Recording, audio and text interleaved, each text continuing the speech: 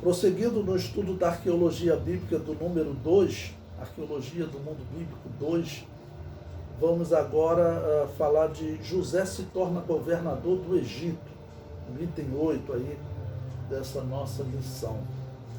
José chegou ao Egito com 17 anos, em 1815 a.C., e tornou-se governador do Egito aos 30 anos, em 1802. Então lembre-se que eu falei para vocês que nesse período o rei, segundo a cronologia egípcia, era um homem chamado Amenemés III, tá bom? Ele governou até 1797, sempre lembrando que essas datas são aproximadas. 1797, ou seja, José teria se tornado governador do Egito um pouco antes dele morrer, em 1802, né? Como essas datas são aproximadas, pode ser um pouco antes. Em Gênesis 41, versículo 46, diz: E José era da idade de 30 anos quando esteve diante da face de Faraó, rei do Egito. E saiu José da face de Faraó e passou por toda a terra do Egito. Ou seja, é nesse momento que ele se torna o governador do Egito. E aqui eu fiz essa cronologia desde Abraão, Jacó até José, mas esse aqui é um momento interessantíssimo que nós vamos iniciar agora da história bíblica como a história egípcia. Por quê? Bom, no livro número 1 e continuando no livro número 2, eu fiz aquela harmonia entre a Bíblia e a arqueologia, e nós vimos que os últimos reis dos sumérios e dos habitantes da terra de Quemete, ou seja, os últimos reis dos sumérios que habitavam na Mesopotâmia e da terra de Quemete, que era a região do Nilo, eles desapareceram da história próximo da data que a Bíblia diz que ocorreu o dilúvio. Nesse período que nós vamos estudar agora também, a história egípcia, os arqueólogos, eles dizem que ocorreu também uma, vou chamar de anomalia na história egípcia. Se vocês se recordarem, lá no primeiro livro, eu falei com vocês que esse intervalo entre o último rei da região do Nilo, do Egito, chamado Pepe II, e o rei que vai reaparecer cerca de 150 anos depois, os egípcios chamam de primeiro período intermediário. Então, o primeiro período intermediário parece que ocorreu, tá bom? No período bíblico do dilúvio, ou seja, o dilúvio causou aquele primeiro período intermediário. E agora vai ocorrer um período que os egiptólogos chamam de segundo período intermediário, que eles dizem que ocorreu algo estranho, porque um povo estrangeiro se tornou governador do Egito. Vai ser a ênfase do que nós vamos estudar agora até o fim desse livro. Então, o estudo da arqueologia avançou muito. Para vocês terem ideia, lá em 1984, quando eu era aluno do IBP, esse povo que governou o Egito, os estudos diziam que eles teriam invadido o Egito, feito uma guerra, vencido o Egito e se tornado governador do Egito. Hoje, os estudos mostram que não houve guerra. Eles se tornaram governadores do Egito de forma pacífica. Os egípcios não sabem como, os egiptólogos não sabem como. Nós sabemos como, porque a Bíblia, segundo essa cronologia, a Bíblia dizia que nessa época, próximo do ano de 1800, um israelita se tornou governador do Egito, se tornou a pessoa mais poderosa do Egito. E nós veremos que o faraó diz para esse governador do Egito, segundo a Bíblia, que ele deveria colocar os seus irmãos nas áreas estratégicas do Egito, ou seja, eles se tornaram os governadores do Egito. A Bíblia já dizia isso, tá bom? Próximo do ano 1800. E é mais ou menos nessa época, entre 1800 e 1700, que a arqueologia realmente identifica um controle desse povo estrangeiro. Os egiptólogos e os egípcios, eles chamavam esse povo que dominou o Egito, eles chamavam eles de governadores estrangeiros. Em egípcio era Ixos, né? Eles chamavam eles de Ixos, governadores estrangeiros. E quem são esses governadores estrangeiros? E aqui nós chegamos em mais um ponto que é uma descoberta importante para esses últimos dias. O que os egípcios chamavam de ixos, de governadores estrangeiros, na verdade são os israelitas, que se tornaram governadores de forma pacífica, como a Bíblia diz, que eles se tornaram governadores. E também a história egípcia diz que os egípcios acabaram por escravizar, né, conseguiram expulsar, escravizando alguns dos ixos. Exatamente o que a Bíblia também dizia que aconteceu com os israelitas. Se tornaram senhores, governadores do Egito, mas até que se levantou um faraó que não conheceu José, não confiou como esse faraó teria confiado em José, e iniciou uma guerra escravizando esse povo, não aceitando que eles governassem o Egito. O item 9 do material didático diz: o faraó dos dias de José. Não diz. A Bíblia não declara o nome do faraó que governava o Egito nos dias de José. Apesar de haver uma citação do faraó Ramsés, esse é um anacronismo textual. O que significa um anacronismo textual? Quando o autor Moisés, ou o organizador do Pentateuco, que teria sido Samuel, escreveram fazendo citação da terra que em seus dias era denominada terra de Ramsés. Isso é o mais provável, ok? Então, como funciona o anacronismo textual? Vamos dizer que você vai relatar uma história que ocorreu aqui na cidade do Rio de Janeiro em 1950. Em 1950 não existia a cidade do Rio de Janeiro, existia o estado da Guanabara. Mas se você for escrever para os jovens hoje, você falar estado da Guanabara, eles não vão entender. Então, usando o anacronismo textual, você diz: em 1950 ocorreu na cidade do Rio de Janeiro, quando a cidade do Rio de Janeiro ainda não existia. Existia o estado da Guanabara, ok? Então, eu falo porque essa terra de Ramsés, ela só vai receber esse nome, essa região só vai receber o nome de cidade de Ramsés ou terra de Ramsés próximo do ano 1200, 1250 a.C. Ou seja, cerca de 500, 600 anos depois de José, tá bom? Cerca de 200 anos depois do Êxodo. Mas Samuel, que teria sido o homem que teria pegado os pergaminhos escritos por Moisés e organizado eles, ele usou um anacronismo textual. Qual o nome da terra nos seus dias? Lembrando que Samuel, ele viveu próximo do ano 1050 a.C. Então, lá em 1050 a.C., a terra onde José esteve, onde Moisés esteve, onde Israel acabou partindo do Êxodo, era chamado de terra de Ramsés. Então, Gênesis 47, versículo 11. E José fez habitar a seu pai e seus irmãos e deu-lhes possessão na terra do Egito, no melhor da terra, na terra de Ramsés, como o faraó ordenara. Então o faraó, ele foi tão simpático a José, porque José, a Bíblia diz que ele enriqueceu o faraó. Então, vamos lembrar que com o dilúvio, depois vão ressurgir aqueles soberanos, depois surgiram reis, ok? E José, o que ele fez? Como ele conseguiu armazenar todo o trigo, ele podia vender esse trigo e até trocar por terras. Então diz que ele comprou todas as terras do Egito para o faraó. Ou seja, então José, ele enriqueceu o faraó de uma maneira que o faraó teria sido assim muito simpático, ok? A José. E então o que ele fez? Ele acabou por confiar a José o governo do Egito e também aos seus irmãos.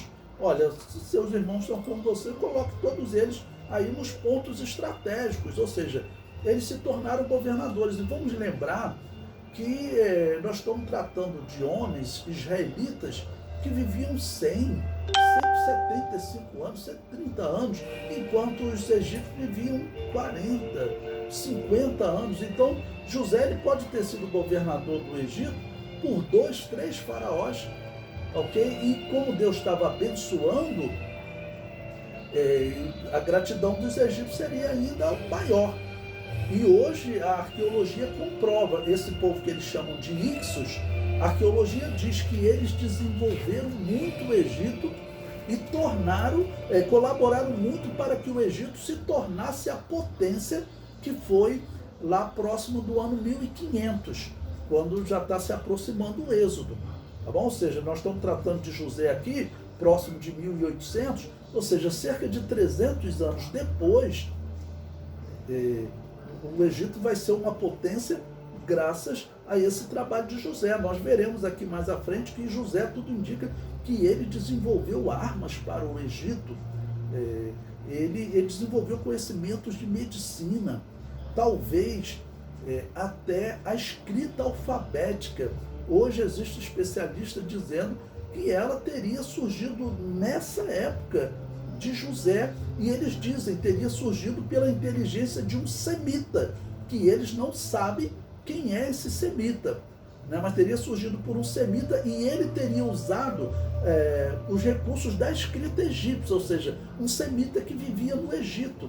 Qual o semita, segundo a Bíblia, inteligentíssimo, abençoado por Deus, que se destacou no Egito? José. Então existe a hipótese, né? Não estou dizendo que isso é comprovado, uma hipótese que eu coloco de José ser um possível desenvolvedor da escrita alfabética, que revolucionou o mundo. Então, se os Ixos, como os arqueólogos dizem, eles colaboraram para o desenvolvimento do Egito, diz que a história do Egito tem que agradecer aos Ixos, no meu trabalho aqui eu trato os Ixos como os israelitas. Alguns vão dizer para vocês assim, não, mas não dá para bater o martelo, mas eu já bati o martelo já. Né? E aí, como uma brincadeira, eu digo, quando eu bato o martelo, esquece todos. Brincadeira, pessoal. Né? Pois bem, então, quando José cita essa terra de Ramsés, lembrando, José ele vive próximo do ano 1800 a.C. Ramsés ele vai viver 500 anos depois. Né? Então, isso aqui é um anacronismo textual. Eu falo porque os homens que não querem acreditar na Bíblia, às vezes eles usam isso para tentar desacreditar a Bíblia, o que é sabido, né? Anacronismo textual é algo normal quando você está contando uma história. Bom, o comentário prossegue. Eu cito aqui um egiptólogo, né, conceituado, ele tem um livro muito bom, Nicholas Grimond. Ele apresenta uma tabela dos faraós da 12ª dinastia, que reinaram próximo do período que José se tornou governador do Egito. Então veja, se José se tornou governador do Egito próximo do ano 1800, né, nessa época quem governava o Egito? Bom, então nessa tabela de Nicholas Grimond, ele cita a 12ª dinastia, que teria governado o Egito de 1991 a 1785 a.C., ou seja, bateria na época que José se tornou governador, ali próximo de 1800. Né? Então está lá, 1991, Amenemhat I, 1962, Sesostris I, 1928, Amenemhat II, 1895, Sesostris II, 1878, Sesostris III, 1842, Amenemhat III, e em 1797, Amenemhat IV, e em 1790 até 1785, Nefru-Sobek. Aí vocês têm, está lá na bibliografia, né? O livro de Nicholas Grimond, tratando do Egito Antigo, e ele apresenta essa tabela da cronologia dos reis da 12ª dinastia. Bom, nesse período aí, falei para vocês que provavelmente José se tornou o governador do Egito na época do rei Amenemhat III, que também é chamado de Amenemés III, ok? E também é comum você encontrar, às vezes, dois nomes para o mesmo faraó. Né? Um nome dado pelos egípcios, outro nome dado pelos gregos. Né? Nós tivemos lá o caso antes do dilúvio, do faraó que construiu a maior das pirâmides, que os egípcios chamavam ele de Khufu, e os gregos chamaram ele de Quéops. Por isso, até hoje é falado a grande pirâmide, a pirâmide de Quéops, mas na linguagem egípcia era Khufu, ok? Bom, então, apresentando essa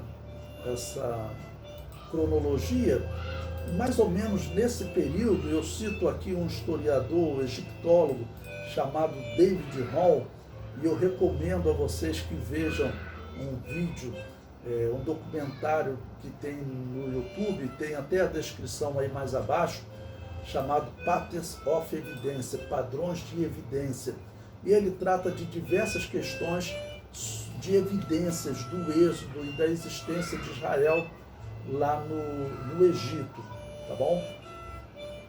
Então, o item 10, a grande fome no Egito, David Hall fala também de uma evidência que indicaria José como salvador do Egito em período de fome. Ele fala de uma hidrovia, um canal que reserva a água do Nilo. O nome deste canal, olha que interessante, Hidrovia de José, ou Bar Yosef. E segundo os relatos egípcios, essa hidrovia foi construída no período do assentamento de Avares. Quem assentou-se em Avares foram os Ixos, ou os israelitas. Então observe, nesse documentário, ele apresenta um desenho, né? Eu fiz uma cópia desse desenho, onde você tem o curso do rio Nilo. Vamos dizer que está assim meio seco, né? Porque estão vivendo um período de seca, mas observa à esquerda que foi feito ali um canal, chamam uma hidrovia, para desviar a água do Nilo, e tem uma região que ele fez tipo uma bacia, né? Uma região bem grande. Então ele fez o quê? A água do Nilo, a água do rio vai desembocar lá no mar Mediterrâneo. E ele pegou, então teria desviado a água do rio, reservando, pegando uma região, nós não sabemos se ele escavou, a Bíblia não dá esse detalhe, é uma informação da arqueologia. Então olha que interessante, a arqueologia está nos informando como José teria feito para salvar o Egito. Ele teria observado que o problema ocorreria no rio Nilo. Lembre-se que a revelação que Deus deu ao faraó, ele via as vacas subindo de onde? Do rio Nilo, ok? Subiam vacas gordas e vacas magras, tá bom? Vamos encontrar esse versículo aqui em Gênesis 41, versículo 2. E eis que subiam do rio 7 vacas formosas à vista e gordas de carne, e pastavam no prado. Aí o versículo 43, eis que subiam do rio após elas outras 7 vacas feias. Então a conclusão de José, qual seria? Olha, vai haver uma grande fome, e essa fome está ligada ao rio Nilo, vai haver uma seca, porque ele via as vacas subindo do rio. Então, qual teria sido a estratégia? Certamente Deus também o abençoou pela sua fidelidade, mas José era um homem inteligente também. Então, qual teria sido a estratégia? Ele teria, talvez tivesse uma região naturalmente já uma região baixa, ou ele teria mandado, né, aqueles escravos, aqueles povos que trabalhavam no Egito, cavarem ainda mais aquela região, para que eles tivessem ali um reservatório de água. Para vocês terem ideia, aqui em Brasília foi feito isso. Quando foi construída a capital, era uma região muito seca, quem trabalhava lá sofria. Eu já estive em Brasília trabalhando, e em uma semana meus lábios estavam ressecados, tinha que ficar usando manteiga de cacau, né? Então eles fizeram um lago artificial, que tem até hoje em Brasília. José teria usado essa estratégia. Então, esse arqueólogo é interessante porque ele não é um cristão, ele não é um homem que acredite em Deus. Ele é um arqueólogo, ele se identifica até provavelmente como um ateu. Mas ele fala, olha, eu percebo uma má vontade dos outros arqueólogos com a Bíblia. Então ele resolveu fazer esse trabalho, ele deu essa entrevista, esse documentário, é muito interessante, eu sugiro a vocês que vejam, e ele apresenta essa sugestão, e ele diz, até hoje, essa hidrovia é chamada hidrovia de José. Então quem teria criado, né? O faraó deve ter olhado para ele, sensacional, esse moço, além de ser abençoado por esse Deus que ele está apresentando, ele me deu uma interpretação sobre o meu sonho, né? E ele vai vendo a interpretação se cumprindo, ok? Eles têm 7 anos de bonança, depois os seus irmãos chegam lá na seca, o faraó está vendo tudo que o homem falou, acertou, e ele ainda teve essa ideia da hidrovia, que realmente agora nós temos ali um reservatório imenso de água, ok? Então a arqueologia está nos ajudando a entender e a comprovar a Bíblia. Isso, no meu entender, claro, é uma comprovação da Bíblia Sagrada, algo espetacular. Não? Então, eu mostrei aí essa figura, e tá, figura a hidrovia de José, a fonte é o documentário Padrões de Evidência, Êxodos. Se você entrar no YouTube e escrever Patterns of Evidence, ele vai disponibilizar esse documentário, ele está em português, legendado, você vai ver um documentário muito interessante.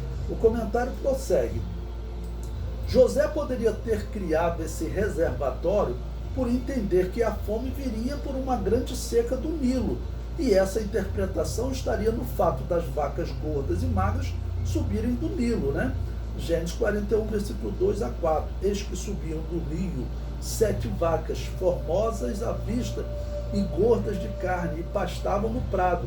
E eis que subiam do rio após ela outras 7 vacas, feias à vista e magras de carne, e paravam junto às outras vacas na praia do rio. E as vacas feias à vista e magras de carne comiam as 7 vacas formosas à vista e gordas. Então acordou Faraó. Então o reservatório deve ter sido usado no período de seca para manter os campos regados. E aqui eu coloco outra possibilidade também. Será que José sabia ler e escrever? Irmãos, é muito provável, né? José, para ele ir trabalhar na casa de Potifar, inteligente como ele era, e a escrita era algo assim reservado de poucas pessoas, de homens inteligentes. E existe a hipótese, e não é uma hipótese que eu estou trazendo para vocês, de alguns historiadores, que eles falam que José, ele teria identificado também pelas crônicas egípcias que viria uma seca. Por quê? Essas secas, elas ocorrem de tempo em tempo. Isso hoje é comprovado. Tudo funciona como um grande relógio. Então eles falam, às vezes de 18 em 18 anos você tem um período de, por exemplo, 5 anos em que a azeitona não nasce bem. Então eles percebem, assim, de acordo com o movimento da terra, com o tempo, que existe períodos bons e períodos ruins, períodos de seca, e isso em intervalos marcados. Então existe a hipótese que alguns colocam que José, estudando as crônicas do Egito, porque ele então já conheceria a escrita egípcia, vamos lembrar que ele estava lá há cerca de 13 anos no Egito, como um homem abençoado, inteligente, dedicado que era, né, abençoado por Deus, certamente ele desenvolveu conhecimento da leitura da escrita egípcia, aquela escrita chamados hieróglifos, escritos sagrados. Tanto que eu disse para vocês, nós veremos mais à frente, que a escrita alfabética hoje é dito que ela se formou a partir dos hieróglifos egípcios. E existe a hipótese de que José tenha sido esse homem, né? José era um homem inteligentíssimo, além de ser abençoado por Deus. Bom, item 11, nesse mesmo documentário, ele também apresenta uma teoria interessante sobre o aumento do poder do faraó. Diz que nesse período eles observam que o faraó se tornou muito poderoso, muito rico. Eu comento aí, olha, o arqueólogo Dr. Brian Wood apresenta uma explicação interessante sobre o aumento do poder do faraó e a história bíblica de José. Ele diz que houve um tempo em que o Egito era dividido em regiões denominados nomos, e os líderes desses nomos possuíam grande riqueza e poder. Lembre-se que quando nós começamos a estudar esse segundo livro, eu apresentei que o Egito exatamente era dividido em nomos, em pequenas aldeias que foram surgindo pequenos soberanos, até que surgiu um faraó, um homem que governava sobre ele. Mas tinham aqueles soberanos que tinham grandes posses de terra. E nesse período ele diz que a riqueza se concentrou no faraó. E a Bíblia diz que José, ele enriqueceu o faraó. Então é muito significativo isso acontecer exatamente na data, né, que a Bíblia coloca como sendo o período que José estava no Egito. Então, aí eu coloquei aí também uma figura extraída desse documentário que diz divisão do poder egípcio em líderes regionais. Ok? O Dr. Brian Wood diz que houve um momento em que toda a riqueza foi concentrada no faraó. E os livros de história egípcia não explicam a razão dessa mudança. Olha que interessante. Esse período próximo do ano 1800, que é esse período que ocorre essa concentração,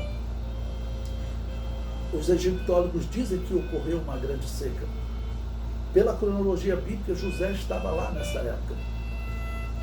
Pela cronologia bíblica, pela história bíblica, José enriqueceu o faraó. E a arqueologia e a história egípcia diz que nesse período a riqueza do Egito foi concentrada no faraó. Então eu vejo isso como uma grande evidência de harmonia entre a Bíblia e a arqueologia. Okay?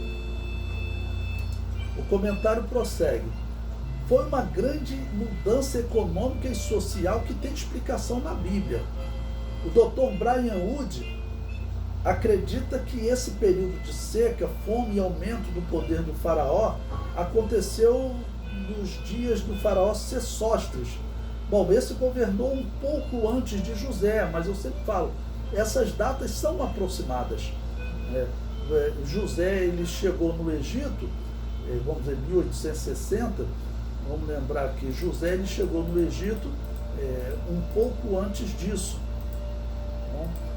Ele se tornou governador do Egito em 1815. Desculpe, ele chegou no Egito em 1815. Então, não é impossível que seja esse o governador dos dias de José. Fica essa diferença, mas é uma diferença natural. E seu filho Amenemés III, né, que já governou de 1860 a 1815. Essa data conflita com a provável data de José no Egito, que seria 1800 a.C., próximo disso, quando ele teria se tornado governador. Mas se você observar essas datas, elas mudam de autor para autor, nem todos são precisos, ou seja, não tem uma mesma data, tá bom? Mas eu coloco ali, são diferenças aceitáveis, ok? A verdade é que próximo de 1800 teria ocorrido uma seca e uma concentração da riqueza do faraó, exatamente como a Bíblia descreve.